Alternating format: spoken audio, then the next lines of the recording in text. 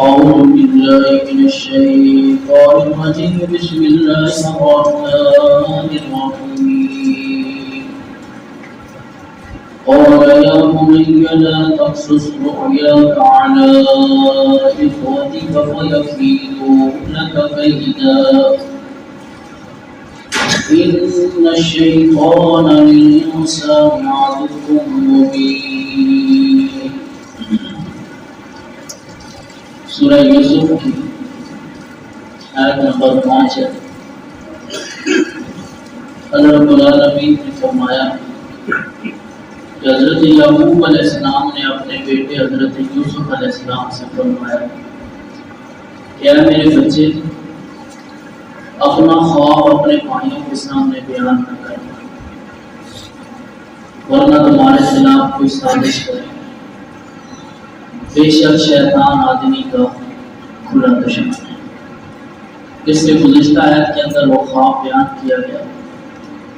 حضرت یوسف علیہ السلام نے یہ خواب دیکھا تھا کہ سورج چاند اور 11 ستارے مجھے سجدہ کر رہے ہیں اور اس کا ذکر اپنے والد سے کیا. آپ کے والد حضرت یعقوب علیہ السلام اللہ کے جلیل قدر نبی تھے اور ویسے بھی والد کو اپنی اولاد سے بڑی محبت ہوتی ہے، لیکن خصوصاً اللہ تعالیٰ کی طرف سے آپ کے دل کے اندر یوسف علیہ السلام کی محبت بہت زیادہ تھی. اس لیے ان کے ساتھ ان کے بھائی حسد کرتے تھے اور حضرت یعقوب علیہ السلام کیونکہ یہ بات جانتے تھے تو جب حضرت یوسف علیہ السلام نے یہ خواب دیکھا تو آپ نے اپنے پیارے بیٹے یوسف علیہ السلام کو منع فرمایا کہ آپ کے بیٹا خواب جو ہے وہ اپنے بھائیوں سے بیان نہ کریں. یہاں پر جو 3 حوالے ہیں تفسیر خاص، تفسیر مدارک اور ساوی. ان تفاسیر کے اندر علامہ عبداللہ بن احمد نصفی رحمۃ اللہ علیہ یہ بہت بڑے مفسر ہوتے ہیں. آپ فرماتے ہیں کہ اس آیت کی تفسیر جب کرتے ہیں تو کہ اس بات سے پتہ چلتا ہے کہ حضرت یعقوب علیہ السلام جانتے تھے کہ اللہ تعالیٰ حضرت یوسف علیہ السلام کو نبوت عطا فرمائے، ورنہ ویسے کیوں کہتے دیتا کہ ٹھیک ہے خواب کا بیان کرنے میں کیا حرج ہے.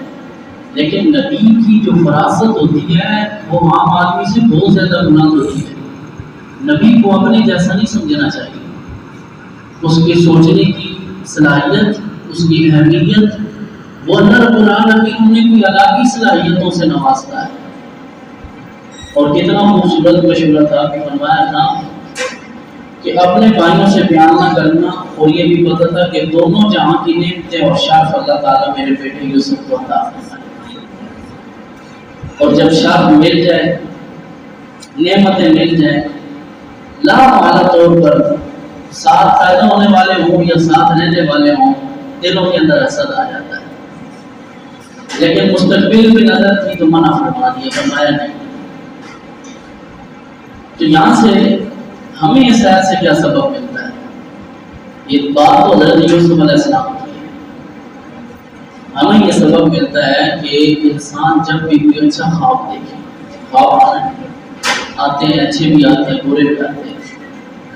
اچھا خواب دیکھے تو اس کے بارے میں صرف اس شخص کو خبر دے کہ جو اس سے محبت رکھتا ہے یا عقل مند ہو. اب یہ والی جو بات ہے کہ کسی سے بیان نہیں کرنا، اسی آدمی سے بیان کرنا ہے جو آپ سے بہت زیادہ محبت رکھتا ہے یا صاحب بصیرت آدمی اور عقل مند آدمی. یہ بات کہاں سے؟ یہ بخاری شریف کی حدیث ہماری رہنمائی کر رہی ہے. یہ حضور علیہ السلام کی بابرکت حدیث ہے. آپ کے الفاظ مبارک ہیں کہ اچھا خواب جو ہے وہ صرف اسی بندے سے جانتے ہیں. اور آگے حدیث کے لفظ یہ ہیں، فرمایا کہ اور اگر برا خواب دیکھے تو اسے کسی سے بھی بیان نہ کرے. حضور علیہ السلام نے اپنے غلاموں کی یہ تعلیم ارشاد فرمائی ہے. اور اسی طرح صحیح مسلم شریف کی حدیث ہے، اس میں نبی کریم صلی اللہ علیہ وسلم نے ارشاد فرمایا اچھا خواب اللہ تعالیٰ کی طرف سے ہوتا ہے. سبحان اللہ. اچھا خواب اللہ تعالیٰ کی طرف سے ہوتا ہے. اور اگر ایسا خواب دیکھے جو اسے پسند نہ ہو تو اس کے شر سے اور شیطان کے شر سے پناہ مانگنی چاہیے. صرف 3 مرتبہ خودکار دے اور اس خواب کو کسی سے بیان نہ کرے تو وہ کوئی نقصان نہ دے. اور خواب دیکھتے ہیں لیکن انسان صبح اٹھتی ہے تو ان کے پیٹ میں ایک ایسا ڈھولا ہوتا ہے کہ کسی کو میں بیان کروں, کسی سے پوچھوں, اوہ میں نے تو یہ خواب دیکھا ہے, میں نے فلاں کو مردہ حالت میں دیکھا ہے فلاں. بھائی اس وقت حکم کیا ہے؟ انسان بعض اوقات گھبرا جاتا ہے, ایسے خواب آتے ہیں, لیکن اس وقت حدیث کی روشنی کے مطابق حضور کی ان تعلیمات پر عمل کریں.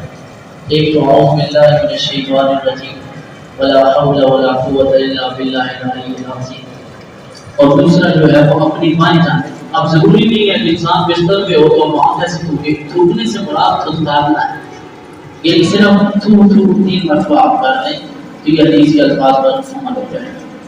اور اگلی آیت میں فرمایا ساتھ اسی کی جز میں فرمایا کہ ان الشیطان للانسان عدو مبین, فرمایا کہ شیطان جو ہے وہ آدمی کا کھلا دشمن ہے. یہاں اس بات کی طرف اشارہ ہے کہ حضرت یوسف علیہ السلام کے بھائی اگر حضرت یوسف علیہ السلام کو اذیت اور تکلیف پہنچانے کی کوشش کریں گے تو یہ اپنی وجہ سے نہیں ہوگا, یہ بھی شیطانی اسباب ہوگا, یہ شیطانی وسوسہ ہوگا.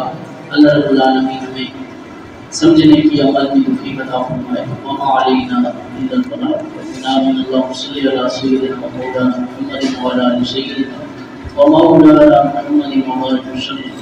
اللهم ربنا آتنا في الدنيا حسنة وفي الآخرة حسنة وقنا عذاب النار. یا رب العالمین ہماری امام پوری امت مسلمان کی بخشش فرما, ہمارے غیب کے خزانوں سے ہم سب کی مدد فرما, ہم سب کے گھروں میں خیر فرما, مشکلات آسان فرما, پریشانیاں دور فرما, ہر قسم کی نادانی آفات و بلیات سے ہم سب کو محفوظ فرما. صلی علی جمیع الانبیاء والمرسلین برحمتک یا